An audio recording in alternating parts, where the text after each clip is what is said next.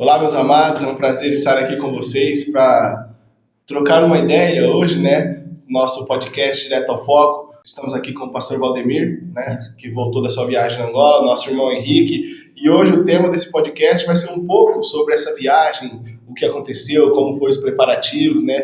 Como foi lá. E para deixar os irmãos a par dessa viagem, né? Muitos estão querendo saber como foi, todos os detalhes, nós vamos tentar passar para vocês um pouco de como foi a experiência do pastor Valdemir lá. Antes de nós começarmos a conversar, a trocar ideias sobre isso, vamos fazer uma oração?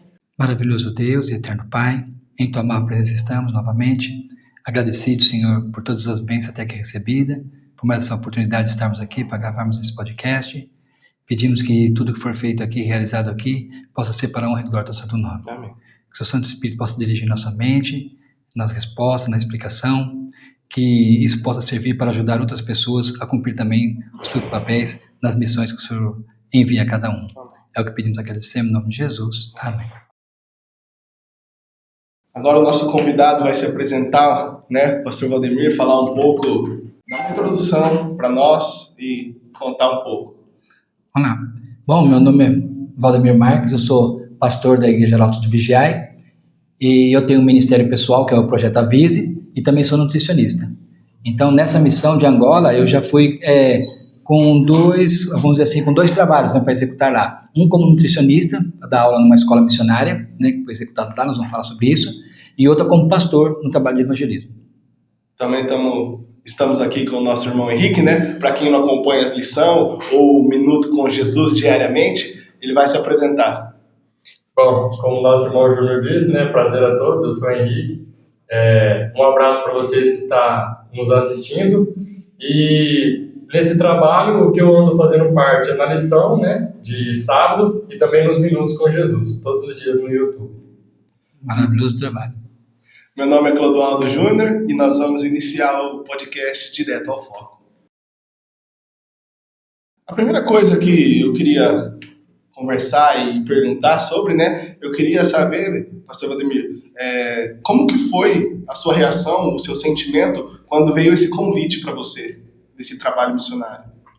Bom, eu fiquei assim, no primeiro momento até um pouco assustado, né? Era uma coisa assim que eu não tinha uma perspectiva sobre isso, eu estava num outro ministério ministrando aula para jovens, e aí o diretor desse projeto, que é do Projeto EAG, ele veio até mim e fez o convite, falou, olha, precisava que você fosse comigo para Angola. Inicialmente, ele projetou esse convite para outubro. Nós vamos em outubro, tá?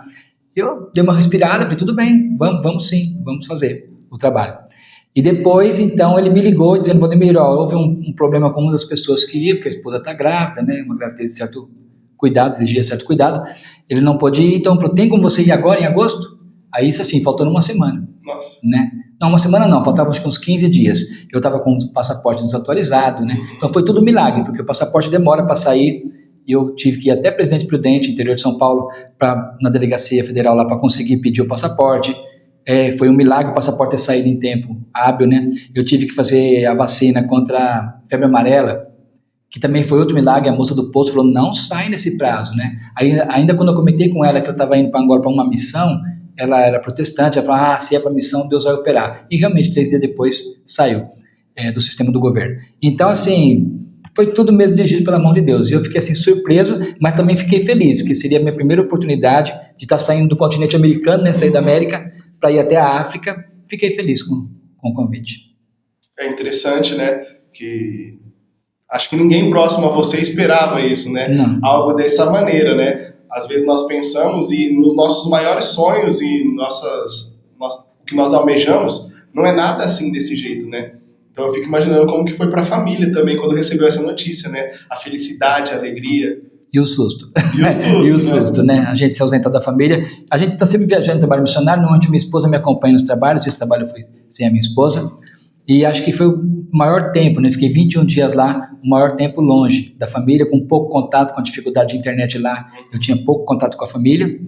E foi, assim, realmente uma surpresa. Na verdade, assim, eu já tinha vontade de ir para a Europa, porque eu sempre tive vontade de ir em Portugal, né? Um projeto que eu tenho de um dia poder ir até Portugal, sou de origem portuguesa, então eu tinha vontade desse sonho. Mas nunca na minha mente eu projetei a África, A gente sabe da África, sabe da necessidade da África, mas nunca tinha assim, feito um projeto, né? E de repente Deus me chama, me coloca lá no meio da África, no coração da África.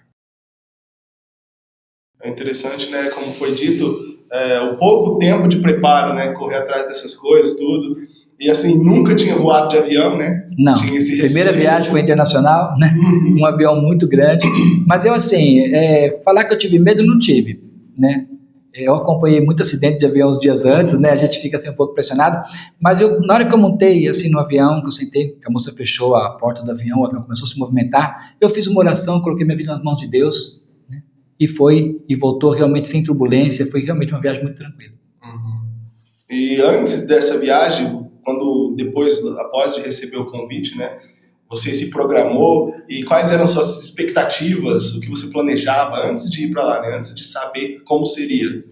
Olha, houve uma dificuldade de comunicação entre o ministério que estava organizando o nosso trabalho lá e nós aqui. Houve uma dificuldade de comunicação, então eu não sabia exatamente o que eu ia fazer lá, né? Sabia que era um trabalho evangelístico, sabia também que eu ia dar aula de nutrição. Mas eu imaginei que seria tipo assim, umas 3 palestras, eu até imaginei falar sobre B12, vitamina D, aquilo que estava mais atualizado.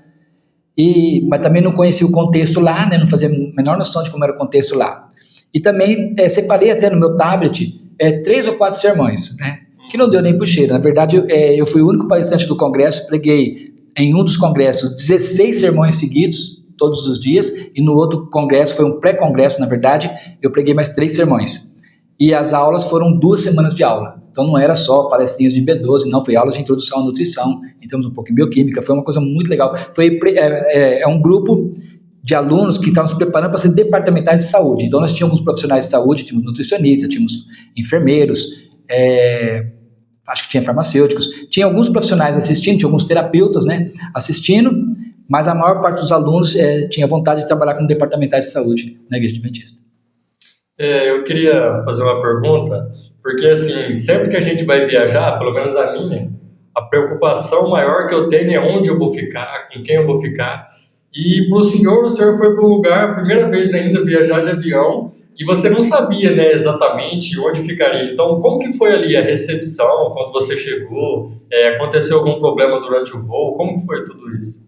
Não, assim, bom, vou responder a primeira perguntinha aí, né? Com relação à perspectiva de onde eu vou ficar, como a gente viaja muito no Brasil, né, eu não tenho muito essa preocupação, a gente se aloja em qualquer cantinho, né? Mas assim, a viagem foi bem tranquila, né? Não tive problema com a alfândega, nada, né? Passou ali pelas portas do aeroporto, vamos dizer assim, pela fiscalização, com bastante tranquilidade.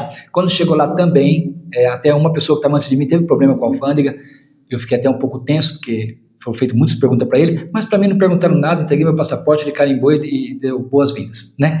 E já fui recebido pelos irmãos. Esperei ali cerca de 1 hora, mais ou menos, no aeroporto, porque eu viajei sozinho, né? Fui sozinho para lá, mas fui muito bem recebido. O povo africano, o povo de Angola, né, especialmente Angola, é um povo muito, muito amoroso, e fui muito bem recebido. Eles prepararam um lugar especial para mim, tanto na capital, em Luanda, como num outro estado, né, um pouco longe, 400 quilômetros longe, em Marange. Eles prepararam um local especial, onde eu fiquei, depois outros pastores ficaram também junto conosco lá, e fomos assim tratados, vou colocar assim, 5 estrelas, 5 estrelas, muito bem tratados mesmo, muito bem cuidado.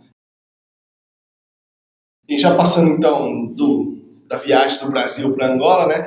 Eu queria saber como que é a cultura, essa diferença de cultura, porque nós que nunca saímos aqui do Brasil, vamos para o Paraguai, aqui pertinho, mas nunca passamos tanto tempo dessa forma. Como que é a cultura? Muito diferente? Como que é para se adaptar? Muito diferente, né? Me pegou de surpresa também. Vamos falar da parte nutricional, né? Na questão científica. Eu vi lá o que eu só estudei em livros. Realidades como febre tifoide, eu estudei só em livros. Eu nunca vi essa realidade, né, como profissional no Brasil. Nós sabemos que algumas regiões do Brasil também tem esse problema. Mas lá é pandêmico, malária, que eu também moro em São Paulo, aqui em Minas, nós não lidamos com isso. Então, desnutrição infantil, desidratação infantil, é uma realidade bastante chocante. Mas com relação à cultura, a impressão que deu é que eu voltei no tempo. É como se eu tivesse voltado ali para os anos 1960. Né? Uma cultura mais ou menos do Brasil, 1960. A média de filhos é 10 filhos. Suas famílias são grandes. Como a gente conversa com nossos avós teve 12 filhos, né? 11 filhos, 13 filhos. E normalmente fala assim, os avós, eu tive 13 filhos e 3 morreu, né? A gente ouvia muito isso dos antigos. É uma realidade que eles vivem lá hoje. O mínimo que eu vi lá é 8 filhos, né? 8, 10, 12, e a mortalidade infantil é bastante alta. Mas um povo extremamente amoroso, assim, muito carinhoso mesmo, um povo assim manso. Quem já viu vídeos de trânsito na Índia, né? Com relação às leis de trânsito, né? Meio assim, eles são da mesma maneira, né? Eles vão cortando faixa, eles não brigam no trânsito, eles só sorriem um para o outro quando entra na frente, buzina, mas não tem assim a agressividade que a gente vê nas brigas de trânsito do Brasil. Então assim, eu fiquei realmente encantado, mas a impressão que eu tive é que eu voltei aí uns 30 ou 40 anos, ou talvez um pouquinho mais, na história, uma cultura mais ou menos do Brasil em 1960. Nossa, eu fico imaginando aqui, né, vendo as fotos, os vídeos e pensando, eu fico imaginando assim, deve ser tão diferente porque o ser humano ele tem dificuldade com mudança, né? Então, se nós se mudamos daqui do estado de São Paulo, de uma cidade para outra, ou até de um bairro para outro, já é muito diferente, né? Imagina você sair de um país com uma cultura, que é o Brasil, né? E ir para um país que é Angola, com outra cultura totalmente diferente. Esse sentimento de, como o pastor disse, né? Encontrar pessoas diferentes, crianças e pessoas que você só tinha visto em livro, essa sensação, como né? Assim, você vê uma pessoa sofrendo, né? Diferente, o sentimento, como que é? Será que você deve ficar pensando assim, né? Eu penso assim, nossa, o mundo é muito grande e a ordem de Deus levar o evangelho a toda criatura, né? Nós vivíamos num mundinho tão pequeno e pensava que a toda criatura é São Paulo, Minas, aqui pertinho, né? E nós vemos que tem tantas pessoas que carecem dessa... E eles lá são carentes em todos os sentidos, são carentes financeiros, são carentes no sentido de educação, né? No sentido de saúde e também no sentido espiritual. Tanto que, assim, no congresso em Malange, o dia que eu tive menos pessoas assistindo o congresso tinha 350. Então foi uma média de 600 pessoas, e assim, pessoal do bairro, pessoal de volta, né, que foi tudo para o congresso. No último dia tinha cerca de 900 pessoas assistindo. Então assim, eles têm uma carência espiritual, eles têm uma carência em todos os sentidos. É uma carência, um povo muito amoroso, eles consideram nós Brasil irmão, né, quando a gente conversava com eles perguntavam, de onde você é? Eu sou do Brasil. Que às vezes, por causa do idioma, eles achavam que era português, né? Aí eles falavam, achei que você era de Portugal, você é do Brasil? Não, o Brasil é irmão, o Brasil é irmão. Então eles têm um carinho muito grande pelo Brasil. Eu fiquei encantado com isso lá. E a questão da barreira linguística é muito diferente? Eu acho que o português deles é mais fácil de compreender do que o português de Portugal. Né? Quando eu converso com português aqui, eu tenho que me esforçar para entender o que ele está dizendo. Lá não, é um português, só que eles têm as suas línguas nativas. Tá? Então, quando eles conversam entre eles, eles usam muito a língua nativa, e aí eu não entendia nada. Entendi algumas palavras assim, que eles misturavam o português com o nativo, mas quando eles conversam com a gente, assim, conosco, eles olham para nós e falam português perfeitamente, entende perfeitamente. Mas, para me entender, assim, seria igual o Tupi-Guarani aqui? Seria mais ou menos como o Tupi-Guarani, só que lá tem outros nomes, né? Sim. Tem outros nomes. Mas é a língua indígena da África, né? Que eu acho que também muda, né? Nas regiões. É muito bonito, é uma língua, o coral de lá, eles cantaram alguns hinos na língua nativa, e é uma língua gostosa de ouvir, apesar de não estar entendendo nada, mas na melodia muito gostosa de ouvir, eu achei muito lindo, gravei até um hino deles cantando, eles são muito animados, os corais lá são muito animados, aliás a igreja lá é muito animada, a igreja adventista lá é muito animada, e os hinos são muito lindos. Agora, o português é bem fácil, bem tranquilo, mais fácil conversar em português com eles do que com o português de Portugal, bem mais fácil. Todos eles falam português ou... Olha, todos eles falam, não encontrei nenhum sem que tenha dificuldade, todos eles falam português. Entendi. Eu queria fazer uma pergunta também, que o senhor comentou que lá, na cultura deles, eles têm bastante filhos, né, a partir de 8 aí, praticamente, e aqui, quando a gente vai nas palestras, nas igrejas, a gente vê aquelas mães com 2, 3 filhos já com dificuldade de cuidar de todos eles, aí eu fiquei com dúvida. O senhor que pregou para tantas pessoas, tinha tantas crianças lá assim, como que as mães faziam? Olha, é muito interessante a questão das crianças. No congresso, todos os 16 dias de congresso, a média que tinha assim, de crianças na frente era mais de 100 crianças. Né? Até porque as crianças do bairro vinham, né? Não é só criança de filho de adventistas, as crianças do bairro que estavam brincando, só de ver a gente passar, eles vinham atrás e eles entravam e sentavam. Então, o que foi bonito de ver? Primeiro, a postura das crianças, porque você tinha uma média de 100 crianças assistindo, num silêncio total, elas sentam no chão mesmo, elas põem uma loninha no chão, eles sentam no chão e ficam quietinho durante todo o estudo. Às vezes uma criança levanta assim, sai devagarinho, né?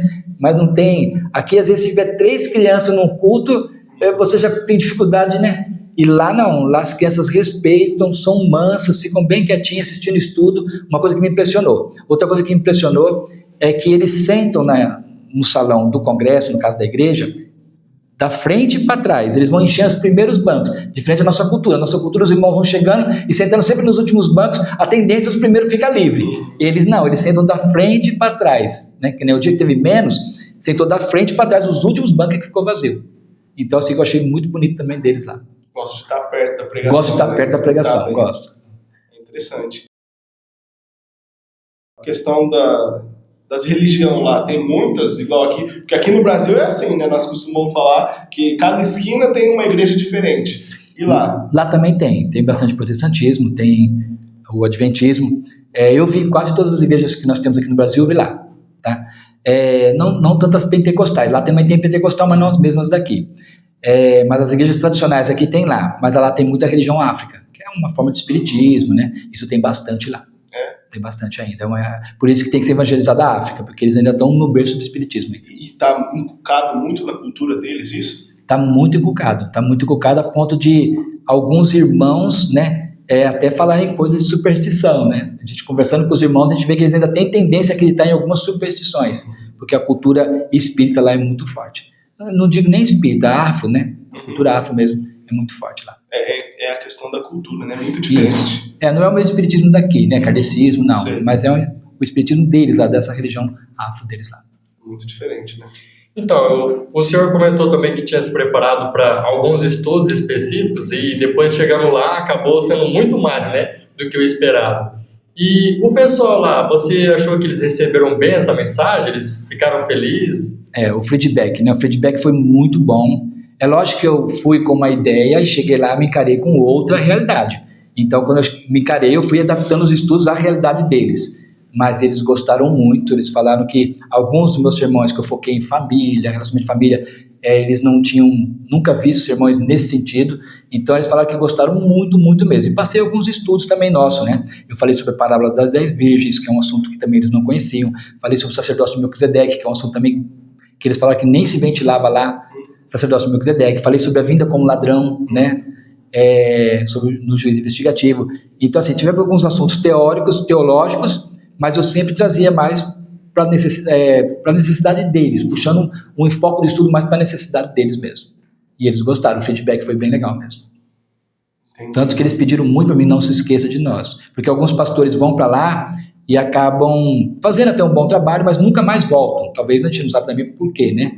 Mas eles se sentem meio que abandonados, né? Então eles questionaram isso, e quando eu me despedi deles, eles choraram, eles ficaram muito tristes mesmo, mas foi o dia mais difícil lá, foi o dia que eu vim embora.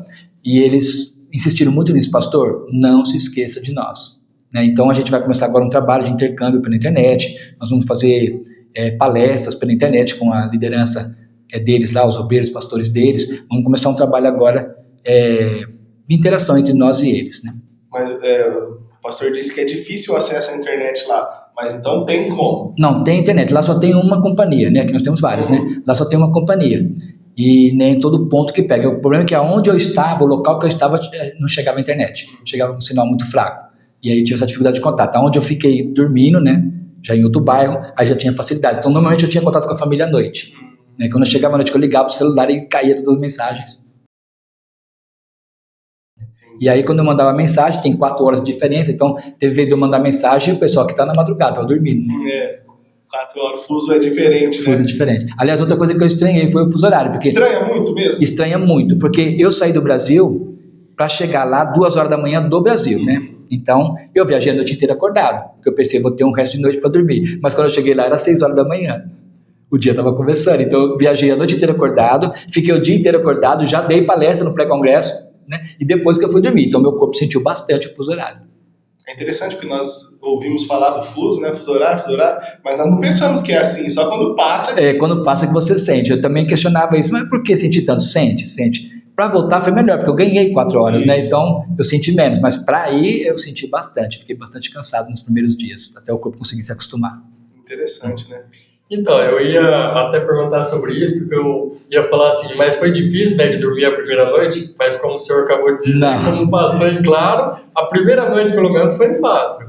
A primeira noite eu dormi bem. Não, mas eu dormi bem todas as noites, né?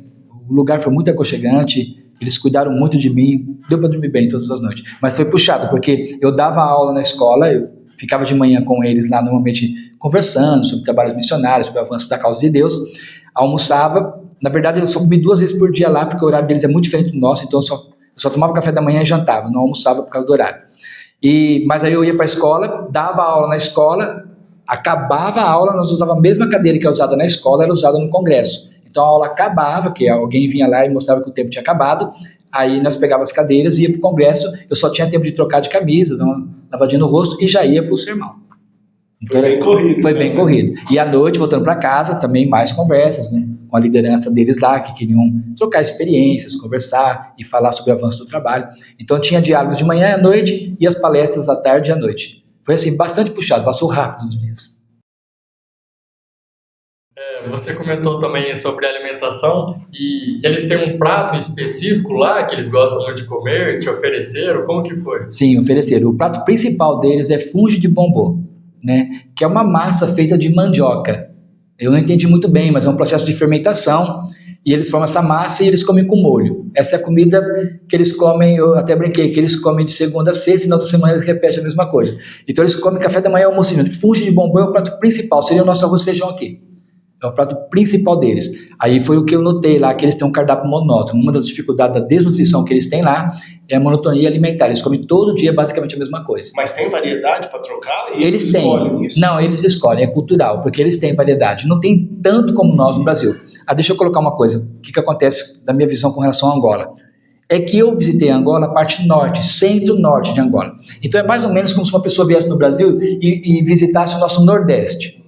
A visão que ele tem do Brasil inteiro é do Nordeste, mas não é a realidade. Então eu visitei, quando a gente olha no mapa é meio central, mas eles falam norte, né? Nós estamos no norte de Angola. Eles falam que o sul é outra realidade. Então eu não estive no sul, eu só estive no norte. A minha visão foi do norte, com relação à cultura, com relação a essa monotonia alimentar. Eles comem mesmo praticamente a mesma coisa. Só que para mim, como eles conheciam a nossa cultura, já fui brasileiros lá, eles serviram assim, uma alimentação bem gostosa mesmo, mas eu via que não era o costume deles. Por exemplo, pastores que moravam lá, que sentavam na mesa para comer, tinha vários alimentos que nós comíamos e eles iam no fungo, né? Fungo de bombom. Então, assim, apesar de ter as opções, eles preferem isso. Eles têm um cardápio muito monótono. Frutas tem? Tem, bastante lá. Tem laranja, o abacate e a banana. Isso tem bastante. Depois tem outras frutas, o ananás, que eles falam que é o abacaxi, né? O abacaxi eles têm bastante, a banana, e interessante também das frutas que são muito doces. O abacaxi, o doce nosso aqui é o pérola. O abacaxi grande é doce igual pérola. Então a banana é muito doce mesmo. O abacate é como o nosso, é uma delícia, mas é como o nosso mesmo. Então, assim, eles têm uma opção de frutas, verduras, legumes, mas eles acabam comendo. Eles têm culturalmente assim, isso aqui não sustenta, isso aqui não sustenta. Sabe, mais ou menos como o Brasil. O Brasil, quando comia no passado, comia com gordura. Quando foi passar de gordura para óleo, que a gente nem avalia hoje se é bom ou não, mas quando foi passar, muitos resistiam a passar porque dizia que não sustentava, né? Então eles também têm essa cultura que o fungo de bombô e a folha de mandioca, eles comem muita folha de mandioca na salada, né, refogada, que isso sustenta, o resto não sustenta, e eles acabam ficando desnutridos porque tem uma monotonia alimentar muito grande. Aí eu trabalhei muito isso nas aulas, estava preparando departamentais de saúde, né, e eu trabalhei muito isso, a hidratação, a necessidade da hidratação e a necessidade de ter um cardápio mais variado. Agora que você tocou nesse ponto, água é muito difícil lá? Água potável. Eles têm muita água lá, mas eles não têm saneamento básico. Então, por isso que a febre tifoide predomina, né? Eles têm não tem infraestrutura, o país não tem infraestrutura, não tem saneamento básico, e aí eles sofrem muito com contaminação, muito mesmo. Então, lá você só pode tomar banho com água que vem do rio, mas para beber, escovar os dentes, é tudo com água comprada. O que acaba sendo um custo para eles, né? É difícil para eles. Mas assim, imagina só, né? Todo dia você tem que comprar água para beber e fazer ali, escovar os dentes, né? Na região que eu estava, eu tinha que comprar as duas águas. Tanto a de tomar? Porque não tem estrutura, então eles compram, o caminhão traz água e eles fazem tanques assim nas casas, enchem esses tanques de água e ali eles tomam banho, cuidam da parte higiênica tudo, e tem que comprar água para beber também. Então a água, eles têm bastante rios, o que falta para eles é infraestrutura, porque eles têm rios largos enormes, tem até jacaré nos rios, então eles têm rios largos, eles têm muita água lá, mas falta a infraestrutura do governo. E essa questão que você citou aí do banho, é costume deles igual ao nosso aqui? É igual ao nosso. Eu não consegui observar muito, né, essa questão, porque nós ficamos na casa. Isso, não dava tempo. Mas eu imagino que seja igual ao nosso. Porque pelo pouco que eu observei, o costume do banho é igual ao nosso. Eu tenho um costume diferente. Os franceses, né, têm costume de não tomar banho todos os dias. Pelo menos é o que o pessoal diz, né? Mas lá não. Lá o que eu observei é que o costume é semelhante ao nosso. Eles chegam, tomam banho, vai dormir. Então... Essa questão que você falou aí da divisão norte e sul, o pessoal diz que o sul é melhor do que o norte? É mais desenvolvido. É como o Brasil, né? Rio Grande do Sul, São Paulo, até Minas Gerais são estados mais desenvolvidos, né? Lá também. Parece que o que aconteceu foi assim, eles ficaram 30 anos em guerra. A guerra acabou em 2002, uma guerra interna, né? Eles perderam muitos homens e tiveram muita dificuldade. Então, os estrangeiros do sul, os estrangeiros ficaram mais no sul e acabaram desenvolvendo mais o sul. Uma experiência muito semelhante ao Brasil, porque o Brasil, por causa da Segunda Guerra Mundial, os estrangeiros foram para o sul e acabaram desenvolvendo mais o sul, trouxeram tecnologia. Foi o que aconteceu ali. E o Nordeste ficou mais abandonado. Interessante. Malange é um estado grande, é uma força em Angola, é um estado forte, mas a infraestrutura de Malange é bem precária. E parece que o senhor tinha comentado no começo que viajou sozinho, mas não tinha pastores lá, você fez alguma amizade? Parece que o senhor tinha comentado também sobre o diretor do IAG, eles estavam lá com você? Na verdade, o Severino Kiel e o Dr. Faustino, eles foram antes, eles foram no dia 30, e eu fui no dia, acho que foi 7, parece, 7 ou 8, né? Então deu uma diferença de uma semana. E quando eu cheguei lá, o ministério que recebeu nós lá, já tinha levado eles para outros estados. Então, eu fiquei no pré-congresso na capital e depois eles me levaram para Malange. E aí o Faustino voltou desse estado que ele estava, voltou para a capital. Então, o irmão Faustino ficou na capital, ali ministrando aula como eu, e também como congressista. O Severino Kiel ficou no meio do país, uns 700 quilômetros longe, e eu fiquei a 400 quilômetros da capital, em Malange, dando aula e ministrando também o congresso. Então, a gente só se encontrou, eu, o Severino Kiel, só nos últimos dias, que a gente voltou tudo para a capital e aí ficamos na capital junto, pudemos passar aí um pouco de experiência, tivemos reuniões com o ministério lá, para troca de informações, troca de experiência com eles, foi muito legal. E agora, o senhor falou que eles falaram para não abandonar, né, para se lembrar deles, e qual que é o projeto agora para dar continuidade a esse trabalho? Bom, são 2 projetos, um nosso, né, do Arautos do Vigiai, que nós vamos manter esse contato com eles pela internet, né, nós vamos montar cursos, tanto de teologia como da área de saúde, né? O pastor Clodoaldo vai estar ajudando nós, e vamos ministrar curso pela internet, fazer formação pela internet. Mas tem um outro projeto maior, bem maior, feito pelo IAG, que na verdade o IAG, ele fez uma parceria com o ministério que já tinha lá, esse ministério tem uma infraestrutura, tem prédio, né? Tem uma infraestrutura, eles estavam com dificuldade de montar uma escola. Então eles fizeram uma parceria, então o IAG e esse ministério de Angola, não é de Angola, é de Huambo, é um outro estado lá. Eles fizeram uma parceria, eles vão montar uma escola. Então essa escola, ela vai ministrar aula de 1ª a 8ª série, que é outra carência, eles têm muita carência educacional lá. Então vai ministrar aula para crianças do 1º ao 8º ano, toda a parte primária e ginásio ali do 1º ano. E vai servir também a alimentação, que é outra carência que eles têm. Então essa criança vai receber café da manhã e o almoço. Então 2 refeições ao dia vai vir pela escola. E também vai ter um curso de teologia, curso de preparação para obreiros, à noite. Então, a gente acredita que até o final do ano que vem, esse projeto já esteja andando, um projeto grande, e a gente vai ajudar, nosso ministério, vamos ajudar indo dar aula. Nós vamos dar aula também nessa escola. Entendi. E aí a gente consegue ter o contato com eles novamente, né? Sim.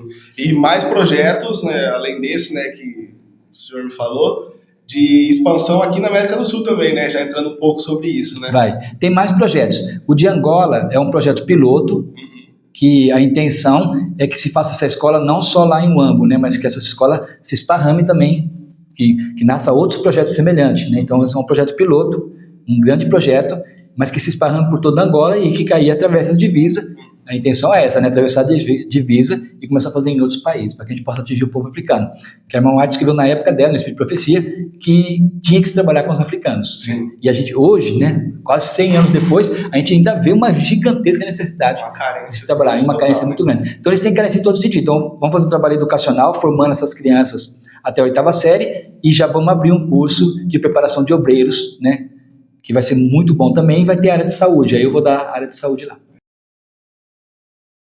Eu achei interessante que eu vi alguns vídeos, algumas fotos, parece que todos eles estavam muito bem vestidos. Por exemplo, os homens sempre de terno, as mulheres parece que as roupas eram mais ou menos as mesmas, mas todas elas roupas compridas e bem vestidas.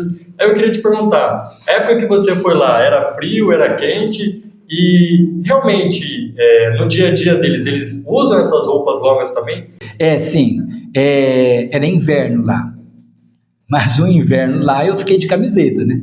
O dia que fez mais frio fez 14 graus. Eles estavam todos de blusa e eu estava de camiseta, né? E eles brincavam comigo, pastor, você não está com frio? E eu ria, né? Eu falei, gente, eu estou com muito calor, né? Aí eles brincavam comigo, então o senhor não vai aguentar a época quente aqui. Então eles estavam no inverno lá. Com relação ao vestuário, bom, o vestuário da igreja é comportado, eles são bastante comportados mesmo, decoroso. O vestuário do pessoal do mundo, vamos dizer assim, né, que não conhece a igreja, a religião, também é bem comportado. Por isso que eu coloquei que é um Brasil de 1960. Então, você não vê, uma coisa que eu vi lá no Nietzsche, né, você não vê o que você vê no Brasil, que é uma sensualidade. No Brasil hoje você vê, as pessoas estão sexualizadas, até as crianças, né, uma sensualidade. Essa sensualidade você não vê lá, você vê uma inocência lá. Eles andam bem vestidos e também tem uma inocência com relação ao próprio corpo, eles são bastante inocentes. É mesmo o Brasil de 1950, 1960. Né? E eu achei muito bonito isso, eles não estão tão corruptos, né? Vamos dizer assim, né? Como o nosso país hoje, você vê uma corrupção extravagante mesmo. Sim, às vezes é uma bênção, né? É uma bênção para eles. Né? Isso. Não avançar, né? Foi uma bênção para eles. Mais alguma coisa que você gostaria de pontuar ou colocar para nós? Com relação a esse projeto da escola, nós precisamos montar lá, que é outra carência, eu falei que são bastante carentes em quase tudo, né? É questão de livros. Então nós vamos montar uma biblioteca lá. Então, o que a gente está pedindo agora para as pessoas que estão assistindo o podcast? Que possam colaborar com essa biblioteca, eles têm grande carência de livros. Eu encontrei um menino lá que fala 9 idiomas. Fluente, fora os outros idiomas que ele não fala fluente, mas hebraico, aramaico, grego, latim, alemão, inglês, francês. E aí esse menino, que é um jovem, eu falo menino porque é um jovem, mas já é pai de família, mas é jovem ainda. Ele veio para mim e me pediu, porque ele estava com livros lá muito surradinhos, né, muito velho.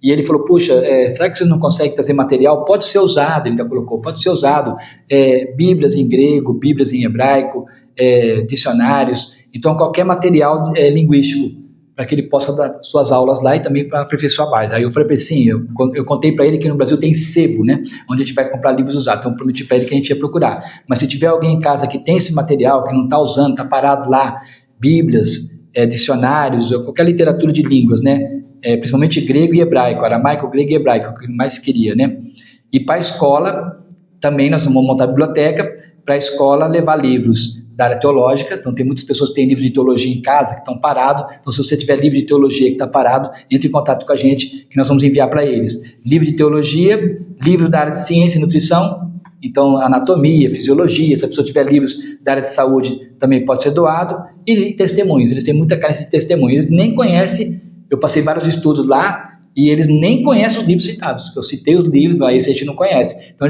eles não têm o que nós temos aqui. Agora vai ser levado uma carga, o IAG vai levar uma carga lá de 50 mil grandes conflitos, entre outros livros também, que vai levar muitos livros do Espírito de Profecia. E é justamente porque vai levar essa carga que a gente vai montar a biblioteca agora, porque é muito caro mandar livro para lá. Então nós vamos aproveitar o container, quem quiser doar livros, nós vamos aproveitar o container e colocar esses livros no container para poder chegar lá e distribuir. Então se a pessoa tiver livro em casa, livro de profecia, livro de teologia, ou livro da área de saúde e quiser fazer a doação, entre em contato com a gente, nós vamos entrar em contato com o IAG e mandar esses livros para lá, eles são muito carentes em livros e assim a gente fica com uma dor no coração, né? Um aperto, nós com tanta literatura aqui, muitas vezes nem lemos, né? Com tanta literatura e eles gostam muito de estudar, gostam muito de aprender, extremamente carente e com uma dificuldade enorme com literatura. Mais alguma coisa que gostaria de pontuar? Senão nós vamos encerrar por aqui. Não, acho que ficou bem bem colocado, pelo menos Tirou muitas dúvidas. tirou muitas dúvidas, né?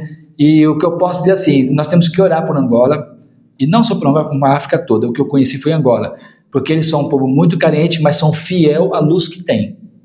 Eles são bastante fiel à luz que tem, tanto que você vê, foram um congresso, no Brasil a gente faz congresso de 3 dias, 4 dias, foram um congresso de 2 semanas inteiras, e todos vieram, as crianças vieram, os pais vieram, e todos os dias eles estavam lá. Como eu coloquei, o dia que tinha menos pessoas, tinha 350 pessoas, foi um dia só, foi uma quarta-feira, veio 350 pessoas. Os outros dias aquilo foi aumentando de novo, até o último dia que tinha 900 pessoas. Eles têm muita carência, muita vontade de aprender, prestavam atenção assim, ficavam realmente ligados, e quando acabava, eles vinham em mim e falavam, por favor, passe esse estudo, né, no pendrive, trazia os pendrive para eu poder passar os estudos. Aí eu acabei montando um grupo para facilitar, montei um grupo Brasil-Angola no WhatsApp, para poder estar passando todo esse material para eles. Então nós temos que orar por eles, porque eles precisam, e quem puder contribuir com essa obra, né, chegou o momento.